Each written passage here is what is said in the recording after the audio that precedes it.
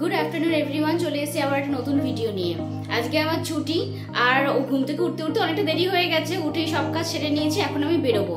আর এর আগের ভিডিওতে তোমাদের বলেছিলাম না আমার একটা ইনভিটেশন আছে, তো আজকেই সেটা আমার এক ভাইয়ের বাড়িতে গৃহপ্রবেশের ইনভিটেশন আছে, তো সেখানেই সারাদিনটা কাটাবো। সারাদিন তো আর হবে না, মোটামুটি যেতে যেতে হয়ে যাবে 1টা-1:30, তারপর সারা সময়টাই কাটাবো। তো এখন তো স্নান করে সবাই এলাম, আর পুজোটা দেওয়া বাকি আছে, পুজো করে রেডি হয়ে যাবো, আর খুব বেশি সময় আমার লাগবে না। তো চলো এখন চটপট করে আগে রেডি হয়ে তারপরে বেরোই। রেডি হয়ে গেছি আমি, আর বেরোবো, অনেকটাই দেরি হয়ে গেছে রেডি হতে হতে, পুজো দিয়ে উঠতেই অনেকটা লেট হয়ে গেছিলো। তো যাই হোক, আগে চলো বেরোই, চটপট করে বারবার ফোন করছে, আগে বেরোই, বেরিয়ে হৃদয়পুরের দিকে আগে জিনিসগুলো সব নিয়ে নিই। ফার্স্টে যাবো হৃদয়পুর। ওরা যা ছোট করে অনুষ্ঠান করছে, যা মিষ্টির অর্ডার করেছিল সেটা হৃদয়পুরে করেছে, ওখান থেকে মিষ্টিটা নিয়ে নেব। নিয়ে নিয়েছি আমি মিষ্টি, আর একেবারে টোটো নিয়ে নিয়েছি ওদের বাড়ির কাছাকাছি, একেবারে টোটোতেই চলে যাব। তো মোটামুটি চলেও এসছি আমি, আর ঢুকেও গেছি, ওকে ফোন করে দিয়েছি। এবার একটু আমাকে ওয়েট করতে হবে, ও আসলে তারপর যেতে পারবো, কারণ আমি চিনে যেতে পারবো না। কথা বলতে বলতে ও চলেও এসছে আমাকে নেওয়ার জন্য। আসলে আমি ঠিক চিনে ওদের ফ্ল্যাটটা যেতে পারবো না, আর তাছাড়া মিষ্টির এটাও বেশ ওয়েট ছিল, তো আমি নিয়ে যেতে পারবো না বলে ওকে ফোন করলাম, ও একেবারে নিয়ে আমাকে ওদের ফ্ল্যাটে যাবে। পুজো অলরেডি হয়ে গেছে, কারণ আমার আস্তে আস্তে তো অনেকটাই দেরি হয়ে গেছে, 2টো বেজে গেছে। তো চলে এসছি আমি ওদের ঘরে, আর এখানেই ওদের পুজো হয়েছে। তো এখন চলো আগে প্রসাদটা খেয়ে নিই, কারণ পুজো অনেকক্ষণ বেশ হয়ে গেছে ওদের। সকাল সকালই আসতে বলেছিল, কিন্তু আমার আর ছুটির দিনে সময় হয়ে ওঠেনি। ঘরের এত কাজ সামলে আস্তে আস্তে না বেশ অনেকটাই দেরি হয়ে গেছে।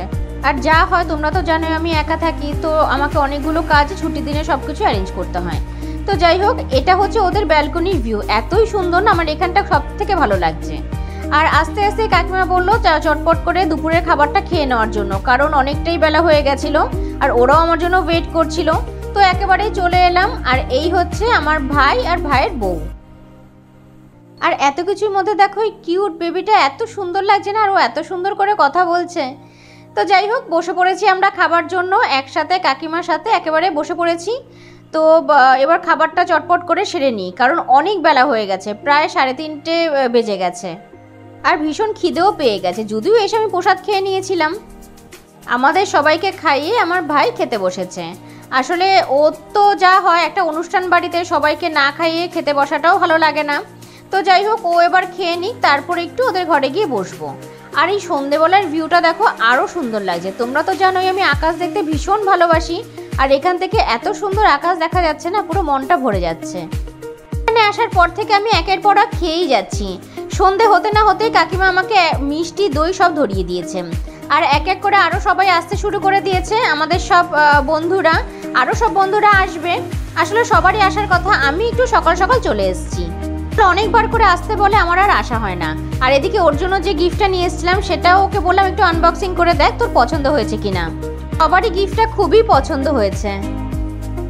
আর এদিকে আমার আরও সব বন্ধুরাও চলে এসছে, সবাই মিলে বেশ অনেকক্ষণ ধরে আমরা প্রচুর আড্ডা মেরেছি। এখন তো অনেকটাই রাত হয়ে গেছে, যা হয় অনেক দিন পর, না ভুল বললাম, অনেক বছর পর দেখা হয়েছে একসাথে।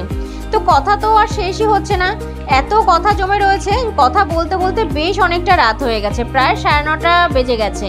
এদিকে আমাকেও বাড়িতে ফিরতে হবে, কারণ আমার কালকে আবার ডিউটি আছে, বেশ অনেকটা যেতে হবে। সবাই মিলে খেতে বসে পড়লাম। আমি তো সেরকম কিছু খেতেই পারবো না, কারণ সারাদিনে এত খাবার খেয়েছি, সেগুলো এখন আমার পেট পুরো ভর্তি হয়ে রয়েছে। তো যাই হোক, সবার সঙ্গে বসবো। হয়ে গেছে আমাদের খাওয়া দাওয়া, এবারে তো বাড়ি যেতে হবে। কিন্তু যতই সময় চলে যাচ্ছে, আমাদের গল্প আর শেষ হচ্ছে না, যতই গল্প করছি যেন কম হয়ে যাচ্ছে। আসলে যা হয়, অনেকদিন পর দেখা হয়েছে, কিন্তু তা বললে তো আর হবে না, অনেকটাই রাত হয়ে যাচ্ছে, আর আমিও একা একা ফিরবো, সেজন্য আর বেশি রাত করা যাবে না। তো এবার চটপট করে সবাই মিলে বেরিয়ে পড়বো, সবাই যে যার বাড়ির দিকে চলে যাব। তবে হ্যাঁ, কিছু কিছু দিন থাকে না জীবনে, খুব স্পেশাল থাকে। তো আজকের দিনটা খুব স্পেশালভাবেই কাটালাম। সারাটা দিন কোথা দিয়ে বেরিয়ে গেছে কিছুতেই যেন বুঝতে পারছি না, মনে হলো এই সবে তো সকালবেলার দিকে আমি এলাম। অ্যাকচুয়ালি ওরা এতটাই ভালো না, কখনো মনেই হয়নি যে আমি নিজের বাড়ি ছাড়া অন্য কারোর বাড়িতে রয়েছি। তো যাই হোক, এবার তো বেরোনোর পালা, এবার সবাই মিলে বেরোতে হবে, আর চটপট করে বাড়ির দিকে যেতে হবে, কারণ কালকে আমার ডিউটি আছে, বাড়ি গিয়ে সেগুলো সব কিছু রেডি করার ব্যাপার আছে। তো চলো এবার আস্তে আস্তে বেরোই। সারাদিনের কর্মব্যস্ততায় না আমাদের একসাথে হওয়ার কখনো সেভাবে হয়ে ওঠে না। হয়তো ছুটি পাওয়া যায় না বা একসাথে সবার হতে গেলে কারোর না কারোর প্রবলেম হয়। তো যাই হোক, কারোর বাড়িতে যদি সেরকম কোনো অনুষ্ঠান থাকে তো তখনই একমাত্র আমাদের একসাথে সবার দেখা হয়। তো যাই হোক, সেই দিনটাই আজকে কাটালাম। যদিও সামনে আমার বাড়িতেও পুজো আছে, তো সবাই হয়তো আসবে তখন, বেশি রাত করা যাবে না। এবার সবাই মিলে বেরোচ্ছি। যদিও এখন বাইরে বেরিয়ে কি পাবো জানি না, তবুও চেষ্টা করতে হবে, কারণ অনেকটা রাত হয়ে গেছে, প্রায় 10:30 বেজে গেছে। আর এখান থেকে তো আমার বাড়ি খুব বেশি দূরে না, কিন্তু তবুও যেতে সময় লাগবে। আর রাত হয়ে গেলে তো জানোই, তো সব কিছু পাওয়াটাও মুশকিল হয়। তো চটপট করে বেরিয়ে পড়লাম। আজকের ভিডিওটা এ পর্যন্তই। দেখা হবে আবার একটা নতুন ভিডিওতে। টাটা।